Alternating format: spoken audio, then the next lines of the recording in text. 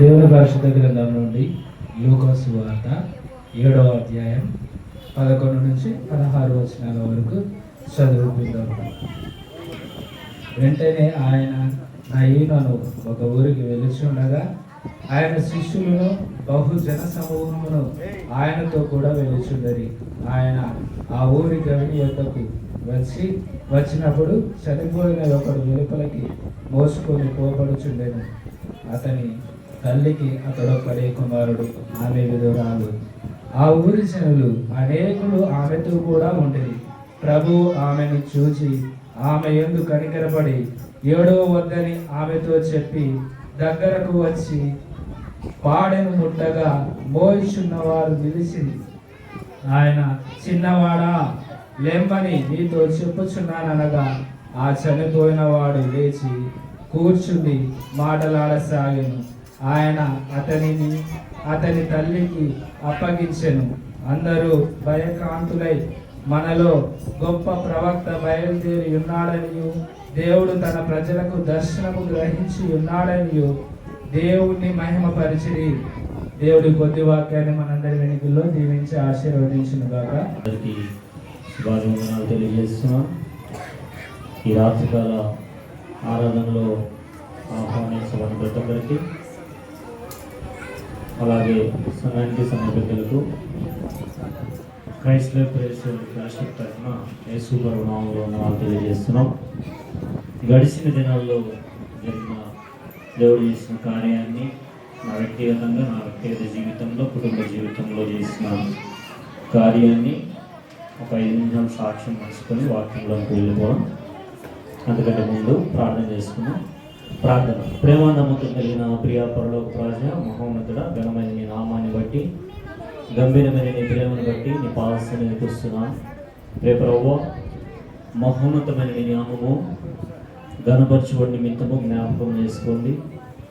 నన్ను గణపరచువాడిని నేను గణపరచుదని మీరు ఇచ్చిన వాగ్దానం ఎత్తి పట్టుకుని ప్రార్థన చేస్తున్నాను.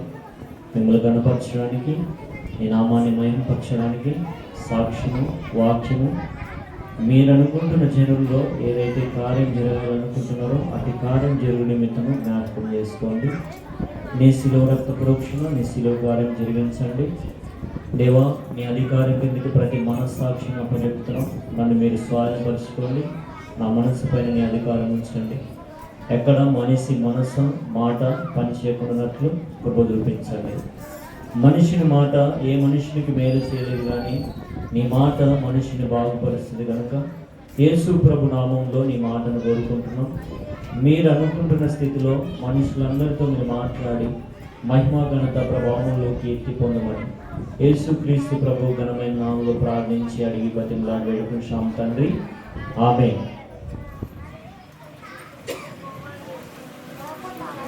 మరి గడిచిన ఒక 11 నెలల నుండి నా జీవితంలో దేవుని కృపను బట్టి అనారోగ్యం వచ్చింది. అది కూడా దేవుని కృపను బట్టి వచ్చిందని సంతోషిస్తున్నాను. దేవుడు ఒక మనిషిని భూమి మీద ఏర్పాటు చేసుకుంటే విరగొట్టడానికి, నలగొట్టడానికి ఇష్టపడతాడు. ఎందుకంటే రోమిలకు రాసిన పత్రిక 8వ అధ్యాయము 23వ వచనంలో ఇట్లా ఉంటుంది. చదవండి తీసిన వాళ్ళు. రోమిలకు రాసిన పత్రిక 8వ అధ్యాయం 23వ వచనం తీసిన వాళ్ళు. అంతేకాదు ఆత్మ యొక్క ప్రథమ ఫలమునందిన మనము కూడా దత్తపుత్రత్వమునకు అనగా మన దేహము యొక్క విమోచన కొరకు కనిపెట్టుచు, క్షమించండి, 8వ అధ్యాయము 28వ వచనం. రోమిలకు రాసిన పత్రిక 8వ అధ్యాయం 28వ వచనం. దేవుని ప్రేమించు వారికి అనగా ఆయన సంకల్పం చొప్పున పిలువబడిన వారికి మేలు కలుగుటకై సమస్తమును సమకూడి జరుగుతున్నవి. నేను ఎందుకు నా జీవితంలో అనారోగ్య పరిస్థితులు, నా కుటుంబంలో జరిగిన పరిస్థితులను బట్టి దేవుని కృపను బట్టి వచ్చిందని అంటే దేవుడి మాట మాట్లాడుతున్నాను. దేవుని సంకల్పంలో ఎవరైతే ఉంటారో, దేవుడు ఎవరైతే ప్రేమిస్తారో వారి జీవితంలో దేవుని ఉద్దేశం నెరవేర్చుకోవడానికి ఎంత దూరమైన తీసుకెళ్ళడానికి దేవుడు ఇష్టపడతాడు. ఎందుకంటే ఒక మనిషిని దేవుడు భూమి మీద ప్రేమిస్తే దేవుని ప్రేమను వెల్లడిపరచడానికి ఆ పరిస్థితులు మనిషి జీవితంలో దేవుడు అనుమతిస్తుంది. లివర్ ఫైబ్రోసిస్ అనే వ్యాధి చేత, ఆటో ఇమ్యూన్ డిజార్డర్ అనే వ్యాధి చేత, 2 రకముల వ్యాధి చేత మొదటగా జాండీస్ వచ్చినాయి. జాండీస్ అంటే పచ్చకామెర్లు తెలుసు కదా. పచ్చకామెర్లు వచ్చిన తర్వాత ఇది నార్మల్ అని చెప్పేసి నాకు తెలియకుండానే నిర్లక్ష్యం చేయడం జరిగింది. నిర్లక్ష్యం చేసిన తర్వాత ఒక నెల రోజులకి టెస్ట్ చేయించుకుంటే పాజిటివ్ వచ్చింది. పాజిటివ్ అది ఎంత వచ్చిందంటే పరిమితులు దాటి వచ్చింది అనమాట. నార్మల్ రేంజ్ 1.2 ఉండాల్సింది 4.8,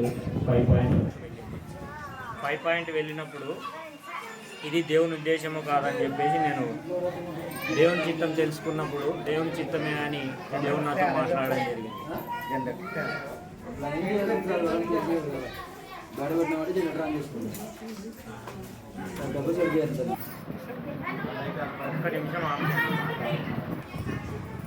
యేసు ప్రభు నామములో వచ్చిన మీ అందరికీ క్రైస్తవ ప్రేయర్ ఫెలోషిప్ తరఫున వందనాలు తెలియజేస్తున్నాను.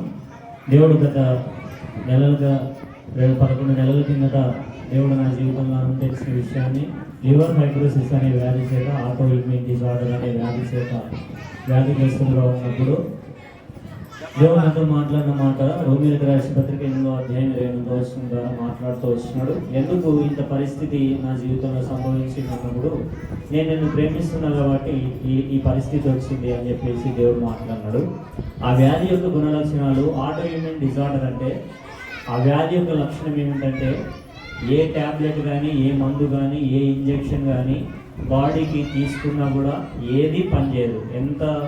ఎంత కాస్ట్లీ మెడిసిన్, ఎంత డబ్బులు విలువ పెట్టిన మెడిసిన్ కొన్నప్పటికీ ఏ మందు పనిచేయలేని వ్యాధి, ఆ డిజీజ్ వచ్చింది. ఆ డిజీజ్ వచ్చిన కొన్ని రోజుల తర్వాత హెవీగా ఆ వ్యాధి తీవ్రత పెరగడం జరిగింది.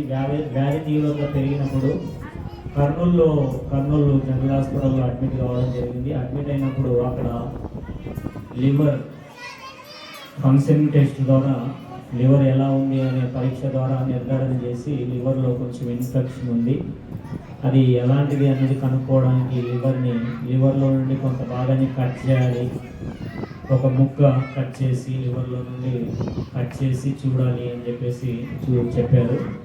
అలాగే ప్రభు కృపను బట్టి లివర్ చేయించుకోవడం జరిగింది. కట్ చేసుకున్న తర్వాత అది హైదరాబాద్ హాస్పిటల్కి పరీక్షకు పంపించినప్పుడు అందులో కూడా వ్యాధి ఇంకా పెరుగుతుందని చెప్పేసి రావడం జరిగింది రిపోర్ట్లలో. అయితే ఈ రిపోర్ట్లన్నీ ఒక విధంగా ఉన్నప్పుడు సరే ఈ వ్యాధికి ఎప్పటికైనా మెడిసిన్ ఉంటుంది అని చెప్పేసి కర్నూలులో ఉన్న డాక్టర్లు చెప్పడం జరిగింది. అయితే నాకు ఇంకా ఏమాత్రము నా బాడీలో రియాక్షన్స్, నా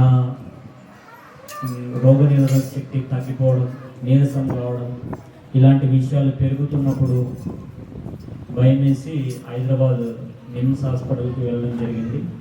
అక్కడికి వెళ్ళిన తర్వాత మళ్ళీ కొన్ని పరీక్షలు చేయడం జరిగింది. ఆ పరీక్షల ద్వారా మళ్ళీ ఇంకొక వ్యాధి కూడా దీనికి తోడైందని చెప్పేసి అక్కడ ఉన్న డాక్టర్లు చెప్పడం జరిగింది. ఈ వ్యాధి ఇక్కడ కర్నూలు డాక్టర్లు దీనికి మెడిసిన్ వాడితే తగ్గుతుంది అని చెప్పేసి చెప్పారు. అయితే హైదరాబాద్కి వెళ్ళిన తర్వాత ఈ వ్యాధికి నిర్ధారణ ఉంది అని 100% మేము గ్యారెంటీ ఇవ్వలేము. నీవు ఎన్ని రోజులు మెడిసిన్ వాడాలి, మెడిసిన్ వాడితే క్యూర్ అవుతుంది అని కూడా గ్యారెంటీ మేము 100% ఇవ్వలేము. అవసరమైతే లివర్ మార్పిడి కూడా చేయాల్సి వస్తుంది, దానికి 1,20,00,000 వరకు ఖర్చు అవుతుంది అని కూడా చెప్పడం జరిగింది. ఏంటి ఈ పరిస్థితులు, ఏంటి ఈ విధంగా సంభవించింది, ఇది ఇంత తీవ్రమైన స్థితికి ఎందుకు వెళ్ళడం జరిగింది అని ఆ కొన్ని రోజుల్లో కొన్ని సర్జరీల ద్వారా ఇది కొంతవరకు ఈ వ్యాధిని నిర్ధారించవచ్చు అని డాక్టర్లు చెప్పినప్పుడు ప్రార్థన చేసుకొని ఫిబ్రవరి 1వ తారీఖున హైదరాబాద్ నిమ్స్ హాస్పిటల్లో అడ్మిట్ కావడం జరిగింది. అయితే నోటి ద్వారా పైపుని పంపించి ఆ పైపు ద్వారా లివర్కి సర్జరీ చేయడం జరిగింది. 2 సార్లు సర్జరీ చేయడం జరిగింది. మొదటిసారి సర్జరీ పాసిబుల్ కాలేదు. రెండవసారి కూడా ప్రయత్నం చేసినారు. సుమారుగా 2 గంటల సేపు సర్జరీ జరిగింది. ఆ 2 గంటల సర్జరీ తర్వాత సర్జరీ అయిపోయింది, చేయించుకున్నాము. ఇంటికి హైదరాబాద్లోని మా అన్న వాళ్ళ ఇంటికి వెళ్ళి రెస్ట్ తీసుకున్నాము. ఆ రోజు రాత్రి సర్జరీ అయిన రాత్రి ప్రభు కృపను బట్టి తెల్లవారుజామున 3 గంటల వరకు బాగానే ఉంది. అయితే 3:30 తర్వాత చిన్నగా కడుపులో నొప్పి రావడం, వామిటింగ్స్ పెరగడం అనేది జరిగింది. కడుపులో నొప్పి వచ్చి ఆ నోట్లో నుండి రక్తం గడ్డలు పడడం జరిగింది.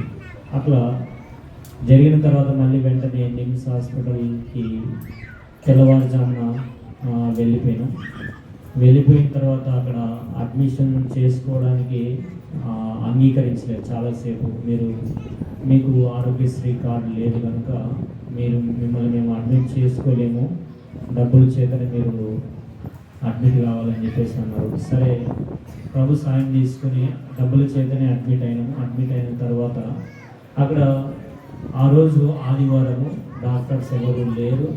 ఆ రోజు ఆదివారం అంతా కంటిన్యూగా బ్లడ్ వామిటింగ్స్ నోట్లో నుండి, మోషన్లో నుండి సుమారుగా 5 రోజులు రక్తము పోవడం జరిగింది.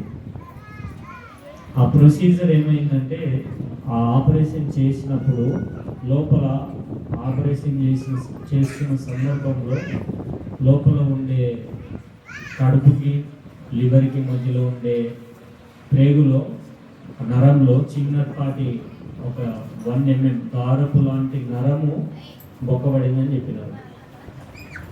నాకు వచ్చిన ఆ వ్యాధికి అది హోల్ పడిన ఆ రంధ్రం పడిన ఆ విషయానికి డాక్టర్స్ ఏంటంటే ఇంకా పరిమితులు దాటిపోయినాయి, ఇది సర్జరీ ఫెయిల్ అయింది కనుక మనం ఏమీ చేయలేమని చెప్పేసి వాళ్ళు ఆ ఆపరేషన్ థియేటర్లో నా ముందు మాట్లాడుకుంటున్నారు. నాకు ఎన్నో మందులు ఇస్తున్నారు, అంటే మత్తు సూదులు ఇస్తున్నారు, కానీ నాకున్న వ్యాధిని బట్టి మత్తు పట్టుకోవడం లేదు. 2 గంటల సేపు నేను మెలకువతోనే సర్జరీ చేయించుకోవడం జరిగింది. దేవుడు ఆ బలాన్ని ఇచ్చాడు. అయితే ఆ సర్జరీ ఫెయిల్ అయిందని నాకు అర్థమైంది. అక్కడ బెడ్ మీదనే ఆ పైప్లో 2 గంటలు నోట్లో పైప్లో ఉన్నప్పుడే దేవుని చేతులకు అప్పచెప్పుకున్నాను. ఒకవేళ నీ కృపలో నేను ఉంటే నేను నీ పని చేయాలని, భూమి మీద నీ పని చేయాలనే ఉద్దేశము నా పట్ల ఉంటే ఈరోజు ఈ ఆపరేషన్ థియేటర్లో నుండి బయటికి తీసుకెళ్ళి ప్రభావ, లేదంటే ఈరోజే ఈ క్షణమే నేనేమైనా నీ దగ్గర ఒప్పుకోవాల్సిన విషయాలు ఉంటే ఒప్పుకోవడానికి నాకు గుర్తు అని చెప్పేసి ప్రార్థన చేసుకున్న తర్వాత ఒక 15 నిమిషాలకు సర్జరీ అయితే చేయలేము. అయితే నీకు ఏ పరిధిలో అయితే వ్యవధి ఉందో ఆ పరిధి వరకు కొంతవరకు ఉపశమనంగా బ్లడ్ ఆగిపోయేటట్లు చేయడానికి అవకాశం ఉందని చెప్పేసి చెప్పారు. నాకు పడిన రంధ్రానికి, నాకు వచ్చిన వ్యాధికి డాక్టర్లందరూ ఒక 15 నుండి 16 రక్తపు ప్యాకెట్లు అవసరం పడతాయి, మీరు రెడీ చేసుకోండి అని కూడా చెప్పారన్నమాట. 15 నుండి 16 రక్తం బ్లడ్ ప్యాకెట్స్ అవసరం పడుతుంది, రెడీ చేసుకోండి అని చెప్పేసి చెప్పారు. చూద్దాం, రక్తం ఇచ్చిన తర్వాత అది లోపల రక్తం కారణం ఆగిపోతుందా ఆగిపోదా అనే విషయాన్ని కూడా మనం చూసి టెస్ట్ చేద్దామని చెప్పేసి డాక్టర్లు అన్నారు. అయితే ప్రభు ఉన్నతమైన కృప, ఓటీలో నుండి ఆపరేషన్ థియేటర్లో నుండి బయటకు వచ్చిన తర్వాత 16 రక్తం ప్యాకెట్లు కాదు కానీ 12 గంటల వ్యవధిలో 4 పాయింట్ల బ్లడ్ పెరిగింది. ఇంకా 16 ప్యాకెట్లు అవసరమైతే తగ్గించుకోండి అని డాక్టర్లు చెప్పినారు. అయితే ప్రభు కృప ఎలా ఆ 12 గంటల్లో నా పైన దేవుని కృప ఎట్లా పనిచేసిందంటే, ఆ 12 గంటల వ్యవధిలోనే 4 పాయింట్లు ఇంకా బ్లడ్ పెరిగింది. డాక్టర్లంతా రిపోర్ట్ చూసి ఇదేమైనా ఫేక్ రిపోర్ట్ అని చెప్పేసి దాన్ని నిర్ధారించడానికి డౌట్తో ఒక రోజంతా హోల్డ్లో పెట్టినారు. అంటే నిర్ధారణ చేయలేదు, ఇది ఎట్లా పెరిగింది, ఇది ఎట్లా పాసిబుల్ అంటే బ్లడ్ లోపల ఇంకా పోతుంది, మోషన్ ద్వారా పోతుంది, కానీ బ్లడ్ ఎలా పెరుగుతుంది, అక్కడ లోపల ఒక పైపులో నుండి బొక్కబడిన పైపులో నుండి నీళ్లు పోతుంటే ట్యాంక్ ఎట్లా నిండుతుంది? మన భాషలో చెప్తుంది అనే డౌట్తో వాళ్ళు నిర్ధారణ చేయలేదు. కానీ వాస్తవంగా మళ్ళొక 12 గంటలకు ఇంకొక 2 పాయింట్లు పెట్టి పెరిగింది. లోపల పడిన రంధ్రం పూడ్చకపోగా పూడిపోయి బ్లడ్ పెరుగుతూ, బ్లడ్ అవసరం 16 ప్యాకెట్లు అంటే ఎక్కడ దొరకవు, దొరికినా కూడా ఏ ప్యాకెట్లో ఏ అవయవాలు ఏ రక్త కణాలు ఉంటాయో తెలియదు, దానివల్ల ఎన్ని సైడ్ ఎఫెక్ట్లు వస్తాయో తెలియదు అని చెప్పేసి ఇవి కూడా భయాందోళనకరమైన పరిస్థితులు ఉన్నప్పుడు దేవుని దగ్గర మాట తీసుకున్నా. దేవుడు వాగ్దానం ఇచ్చినాడు, నా పని నిమిత్తమై భూమిపైన నేను ఉంచడానికి నేను ఇష్టపడుతున్నాను. దేవుడు వాగ్దానం ఇచ్చినాడు.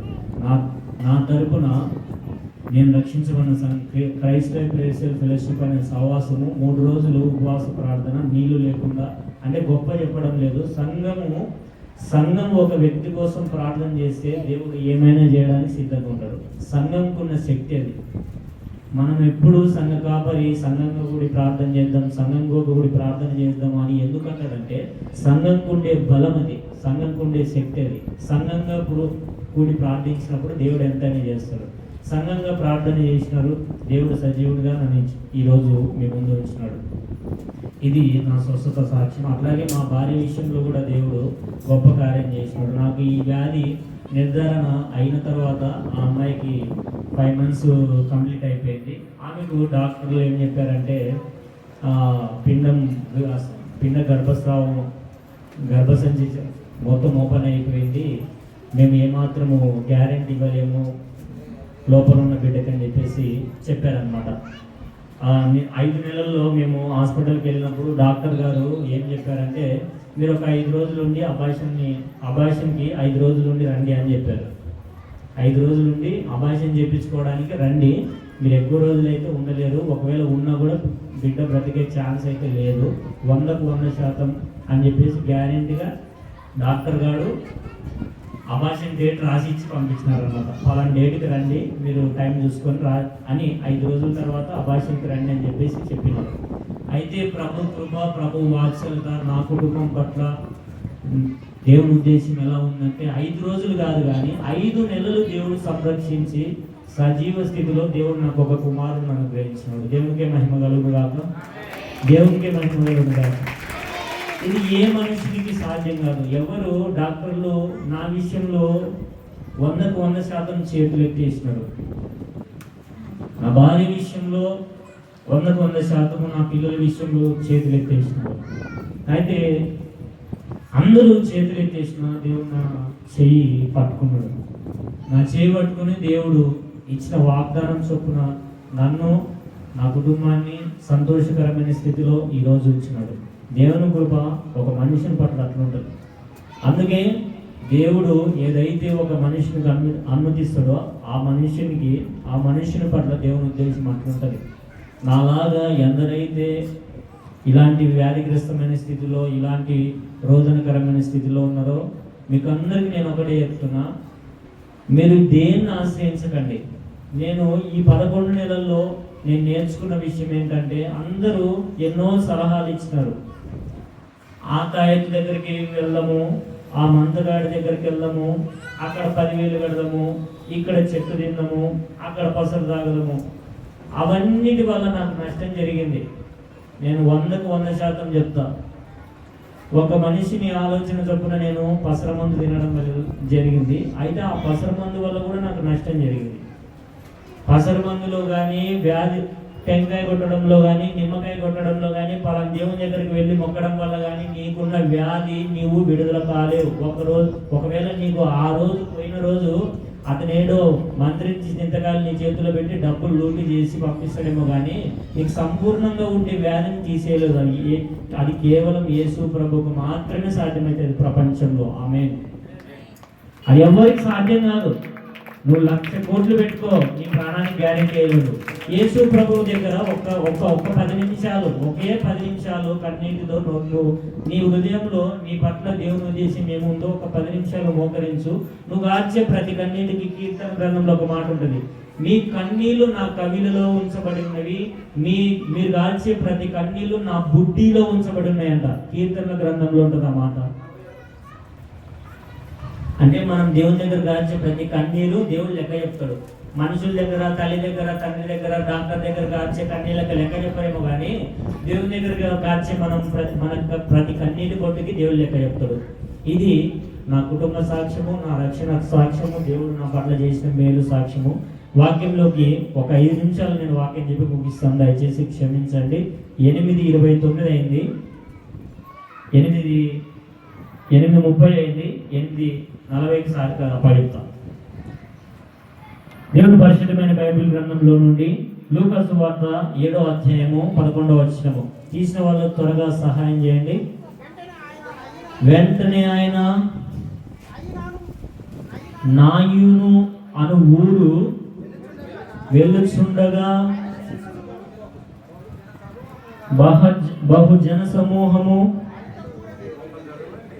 ఒకరు స్పష్టంగా ఒక్కరు చదవండి. లూకా సువార్త 7వ అధ్యాయము 11వ వచనము. వెంటనే ఆయన నాయును అను ఒక ఊరు వెళ్ళుచుండగా ఆయన శిష్యులను బహుజన సమూహమును ఆయనతో కూడా వెలుచుండిరి. ఆయన ఆ ఊరి గవినెద్దకు వచ్చుగా చనిపోయిన ఒకడు వెలుపలికి మోసుకొని పోబడుచుండెను. అతని తల్లికి అతడు ఒక్కడే కుమారుడు, ఆమె విధవరాలు. ఆ ఊరి జనులు అనేకులు ఆమెతో కూడా ఉండిరి. ప్రభు ఆమెను చూచి ఆమె ఎందుకు కనికరపడి ఏడవద్దని ఆమెతో చెప్పి దగ్గరకు వచ్చి పాడెను ముట్టి మోయించిన వారిని నిలిచిరి. ఆయన చిన్నవాడా, లెమ్మని నీతో చెప్పుచున్నాననగా ఆ చనిపోయిన వాడు లేచి కూర్చుని మాట్లాడసాగాను. ఆయన అతనిని తల్లికి అప్పగించెను. ఇక్కడ ఒక సన్నివేశం ఉంది. నాయును అనే ఒక ఊరు ఉంది. ఆ ఊరిలో ఒక విధవరాలు ఉంది. ఆ ఊరు విధవరాలకి ఒక్కడే కుమారుడైతే అతను దేని చోట చనిపోయినాడో బైబిల్లో రాయబడలేదు, కానీ అతను చనిపోయినాడు. ఒక్కగానొక్క కుమారుడు, భర్త లేడు, ఒకే కుమారుడు చనిపోయినాడు.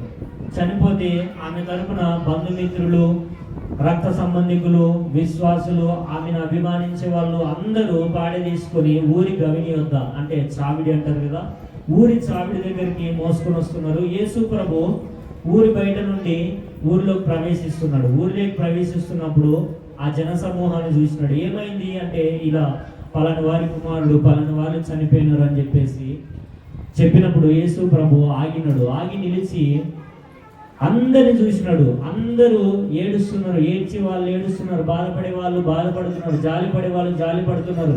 అందరినీ, ఆ జన సమూహం అంతటినీ యేసు ప్రభు గమనించినాడు. అయితే గమనించి యేసు ప్రభు ముందుకు వెళ్ళలే. కొద్దిసేపు ఆగి ఎవరైతే కుమారుడు చనిపోయినాడో ఆ కుమారుని తల్లి ఎక్కడుంది అని చూసినాడు. ఆ తల్లిని చూసి ఆమె రోదన విని ఆమె మీద ఏమడ్డాడంట? కనికర పడ్డాడంట. ఎందుకు కనికరపడ్డాడు అని ఒకసారి ఆలోచిస్తే, ఆమెకున్నది ఒకే కుమారుడు, ఆమెకున్నది ఏకైక కుమారుడు. ఆ ఒక్క కుమారుడి మీద ఆమె ఎన్ని ఆశలు కలిగి ఉందో, ఆ ఒక్క కుమారుడి మీద ఎన్ని ప్రణాళికలు వేసుకుని ఉందో. అతన్ని ఇలాగ చదివించాలి, అలా చదివించాలి, ఈ జాబ్ చేయించాలి, ఆ జాబ్ చేయించాలి, ఇంత ఉన్నతంగా ఆమె ఆశలు కోరికలు ఎన్నున్నాయో. మనకు ఒక కుమారుడు ఉంటే ఎన్ని ఆశలు ఉంటాయి. ఏం చేయాలని ఆలోచిస్తాం.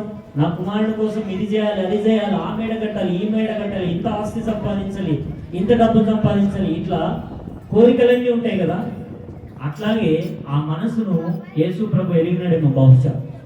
ఆగి ఆ విధవరాల్ని చూసి, ఆమెను చూసి ఆమె ఎందుకు కనికరపడి ఏడవద్దమ్మా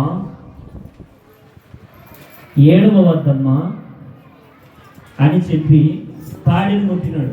పాడెను ముట్టిన వెంటనే ఆ చిన్నవాడు లేచి ఆ తల్లితో మాట్లాడసాగినాడు. మాట్లాడి తిరిగి ఆ తల్లిని ఆ కుమారునికి అప్పచెప్పి యేసు ప్రభు వెళ్ళిపోయినాడు. ఈ సన్నివేశంలో కుమారుడి పైన తల్లికున్న ప్రేమ మనం భావించాలి. కుమారుడి పైన, ఆ ఒక్క కుమారుడి పైన తల్లికున్న ప్రేమ ఎలాంటి ప్రేమ అంటే, అది రక్త సంబంధికమైన ప్రేమ కావచ్చు, ఆత్మీయ సంబంధమైన ప్రేమ కావచ్చు, లోక సంబంధమైన ప్రేమ కావచ్చు, ఏదైనప్పటికీ తల్లి ప్రేమే. ఎందుకంటే ఒకటే కుమారుడు కాబట్టి.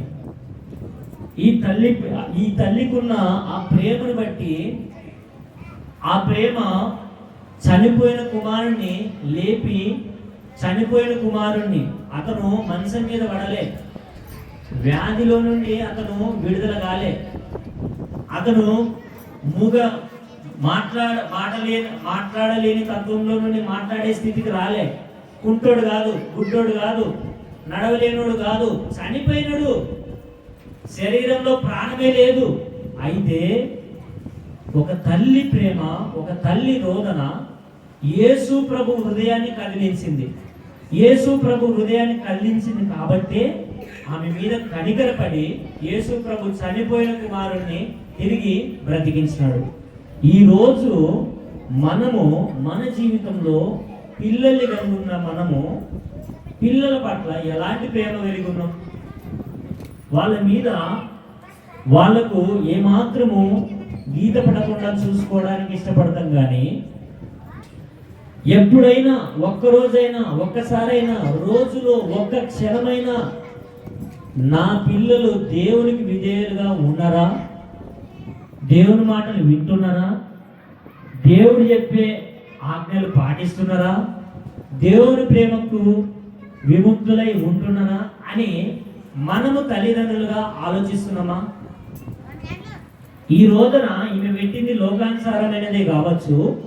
ఈ లోకానుసారమైన ఈ రోదనకి దేవుడు కనికరపడితే, ఆత్మీయమైన రోదన నీకు నీ జీవితంలో, నా జీవితంలో, నీ పిల్లల పట్ల, నా పిల్లల పట్ల దేవుని కనికరం ఉండకపోతే ఇతను శారీరకంగా చనిపోయినాడు. అయితే మన పిల్లలు ఆత్మీయంగా చచ్చిపోతారు. ఎప్పుడు?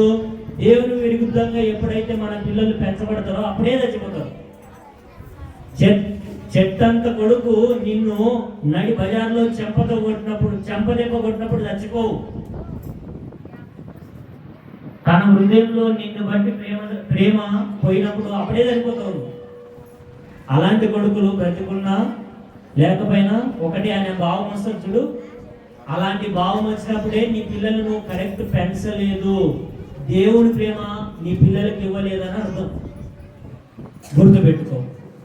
ఇంకొకటి, దేవుడి పరిశుద్ధమైన బైబిల్ గ్రంథంలో నుండి ఆదికాండము 18వ అధ్యాయము, ఆదికాండము 18వ అధ్యాయము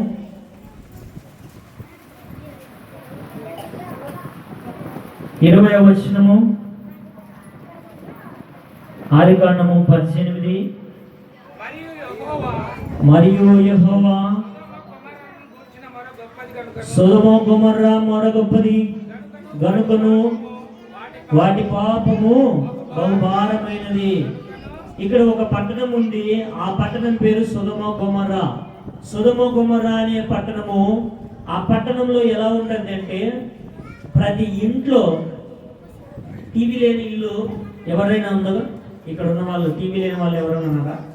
మా ఇంట్లో అయితే లేదు. టీవీ లేని వాళ్ళు ఎవరైనా ఉన్నారా? ఇప్పుడు ప్రస్తుతం టీవీ లేదు. టీవీ ఎలాగైతే ప్రతి ఇంటికి సెల్ ఫోను, టీవీ, నీళ్లు, వసతులు, ఫ్యాన్లు ఏవైతే కామన్ గా ఉంటాయో, సొదొమ గొమొర్రా అనే పట్టణంలో ప్రతి ఇంట్లో, ప్రతి మనిషిలో, చిన్న పిల్లలు మొదలుకొని పెద్దవారి వరకు పాపం అట్లుందంట. అది అబద్ధం కావచ్చు, మోసం కావచ్చు, దొంగతనం కావచ్చు, వంచన కావచ్చు, వ్యభిచారం కావచ్చు, ఏదైనా కావచ్చు. మనం వాడే వస్తువులు ఏ విధంగా అయితే మనిషి జీవితంలో అవయవాలుగా, వస్తువులుగా నిలిచిపోయినవో, నిత్యావసరాలుగా మారిపోయినవో, సొదొమ గొమొర్రా అనే పట్టణంలో పాపము ప్రతి ఇంట్లో ఏలుబడి చేస్తుందంట. అందుకే దేవుడు సొదొమ గొమొర్రా పట్టణముల గురించి, సొదొమ గొమొర్రా పట్టణము గురించిన మరో గొప్పది, పాపము బహు భారమైనదట. దేవుని దృష్టికే భారమైంది, దేవుని దృష్టికి భారమైంది. 20వ వచనం, 28వ వచనం, 28వ వచనం చదవండి. ఏ 10 మంది నీతిమంతులు, ఏ 10 మంది నీతిమంతుల్లో ఒకవేళ 5 మంది తక్కువైతే, 5 తక్కువైనందున ఆ పట్టణము మీద నాశనము చేయనను. ఈ సొదొమ గొమొర్రా పట్టణం తరపున అబ్రహాము దేవునితో మొరపెడుతున్నాడు, అయ్యా సొదొమ గొమొర్రా అనే పట్టణం ఇంత గొప్ప పట్టణం కదా, ఈ పట్టణంలో ఒకవేళ 50 మంది, ఎంతమంది? సొదొమ గొమొర్రా పట్టణం సంఖ్య లక్షల్లో ఉంది. ఆ లక్షల మందిలో ఒక 50 మంది నీకు విధేయులుగా ఉండి నీవు యందు భయభక్తులు కలిగిన వాళ్ళు ఉంటే ఈ పట్టణం మీద రావాల్సిన నాశనము, అగ్ని, నీ నష్టము జరగకుండా ఉండనిస్తావా అని దేవునితో అడుగుతున్నాడంట అబ్రహాము. అయితే మళ్ళీ ముందుగా ఒకసారి డౌట్ వచ్చి మళ్ళీ అబ్రహాము 50 మంది కాదు కానీ ప్రభువా 50 మందిలో 5 మంది తగ్గినా కూడా ఇడిచిపెడతావా అన్నాడు. ఏమన్నాడంట? 50 మంది లేకపోతే కూడా ఒకవేళ 5 మంది తగ్గినా, అంటే 45 మంది నీతిమంతులున్నా ఈ సొదొమ గొమొర్రా పట్టణం మీద నువ్వు ఇది నాశనం రాకుండా విడిచిపెడతావా అన్నాడు దేవుణ్ణి. అయితే దేవుడు అన్నాడు సరే అన్నాడు. అబ్రహాము గారికి మళ్ళీ డౌట్ వచ్చింది. అట్లా కాదు కానీ ప్రభువా 45 మంది కాదు కానీ 40 మంది నీతిమంతులున్నా ఈ దేశం మీదకి నాశనం రాకుండా ఆపుతావా అన్నాడు. ఎంతమంది అంట? 40 మంది. అప్పటికి దేవుడు ఓకే 40 మంది ఉంటే ఇడిచిపెడతా అన్నాడు. అబ్రహాము మళ్ళీ కాంప్రమైజ్ అయినాడు. 40 మంది కాదు ప్రభువా 30 మంది ఉంటే ఇడిచిపెడతావా అన్నాడు. ఎంతమంది? 30 మంది నీతిమంతులు, 30 మంది పాపం లేని వాళ్ళు, 30 మంది అబద్ధం లేని వాళ్ళు, 30 మంది వ్యభిచారం లేని వాళ్ళు, 30 మంది మోసం లేని వాళ్ళు, 30 మంది వంచన లేని వాళ్ళు, 30 మంది మోసము, జారత్వము, అభిచారము, వ్యభిచారము, ఐకిక విచారాల చేత లేని వాళ్ళు 30 మంది ఉంటే విడిచిపెడతా అన్నాడు దేవుడు. అబ్రహాముకి డౌట్ వచ్చింది. ఇట్లా కాదు కానీ ప్రభువా మళ్ళొకసారి అడుగుతా అని దేవుని అడిగినాడు. 20 మంది ఉంటే విడిచిపెడతావా? ఎంతమంది? 20 మంది విడిచిపెడతావా?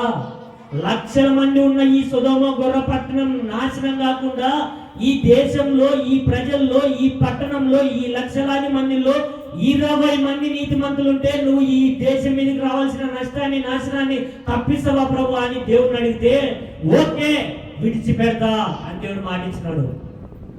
అబ్రహాముకి డౌట్ వచ్చింది. మళ్ళీ డౌట్ వచ్చింది. ఎక్కడి నుంచి స్టార్ట్ చేసినాడు అబ్రహాము? 50 మంది, 45 మంది, 40 మంది, 30 మంది, 20 మంది దగ్గర ఒకటి ఆగింది. ఆ 20 మంది సంఖ్య కూడా నిలవలేదు సుమా. చివరిగా దేవుని దగ్గర అబ్రహాముకు ముఖం లేక తలదించుకొని, అయ్యా చివరి ఒక్క మాట అడుగుతాను, చేస్తావా ప్రభువా అని దేవుని దగ్గర అడిగితే ఒక్క 10 మంది ఉంటే విడిచిపెడతావా ప్రభువా? ఏంటంట? 10 మంది నీతిమంతులు ఉంటే ఈ దేశాన్ని, ఈ పట్టణాన్ని నాశనం చేయకుండా విడిచిపెడతావా ప్రభువా అన్నాడు. దేవుని ప్రేమ ఉన్నతమైనది కాబట్టి మనుషుల పట్ల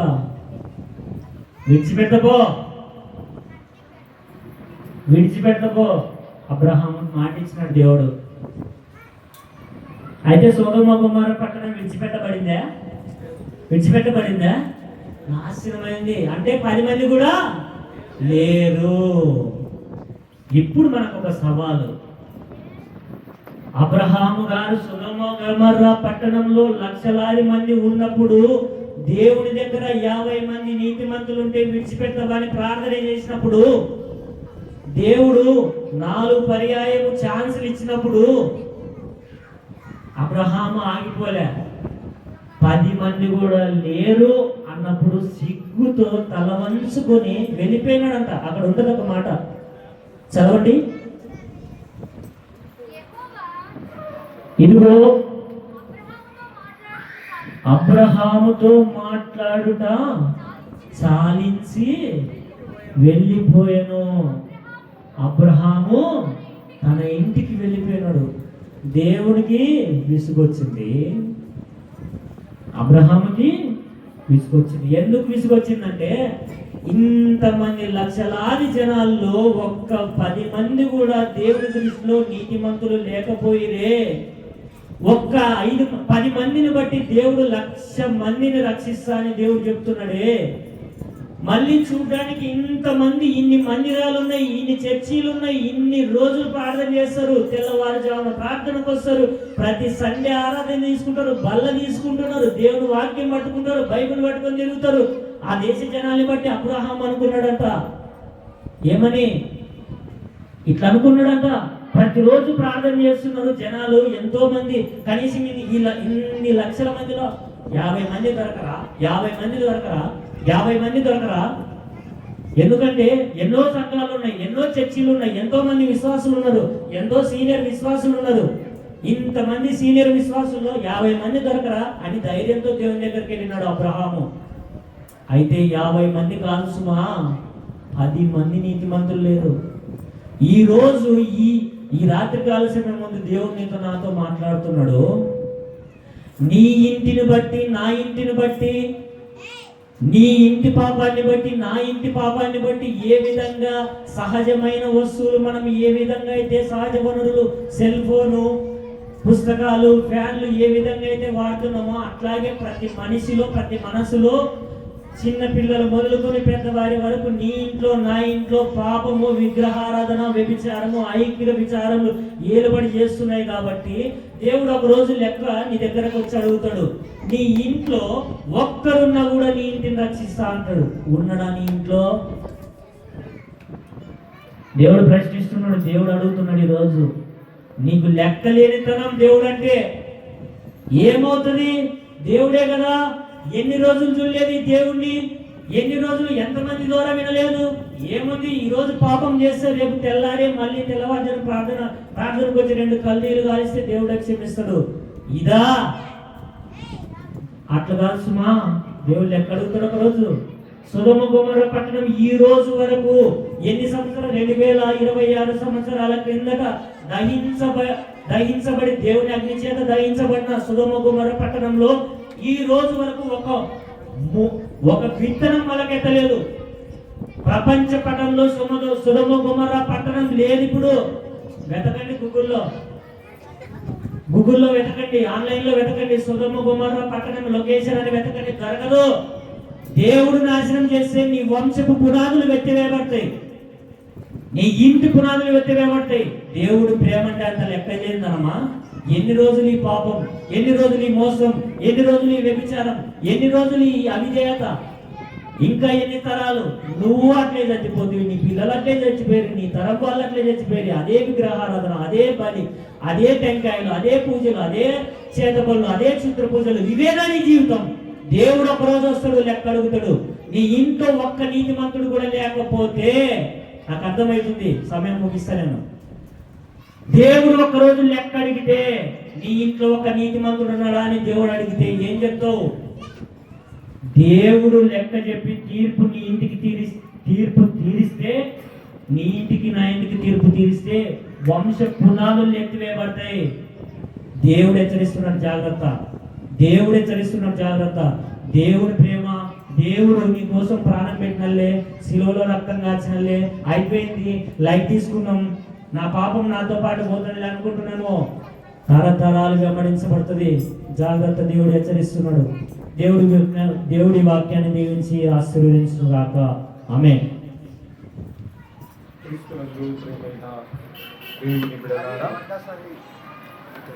ఈ యొక్క సమయములో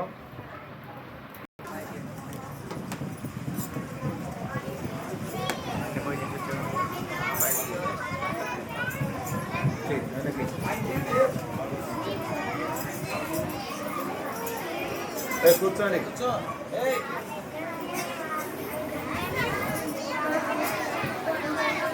చేయనా